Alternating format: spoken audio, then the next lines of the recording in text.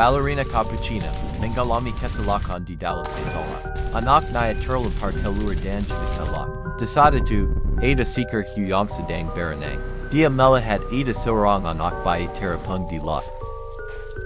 Lalu, si Hu membawa anak bayi itu ke daratan. Dia merawat naya dan meminta bantuan.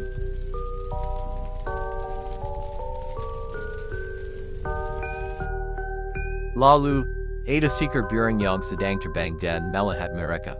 Burung itu menolong si anak dan membawanya terbang.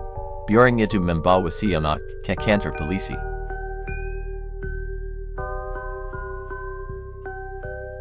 Di kantor polisi, para polisi sangat terkejut. Lalu mereka menelpon ayah si anak tersebut. Ayah naya pun terkejut ternyata anak naya masih hidup. Mereka berdua pun menjanji makan ibunya dengan bersedih.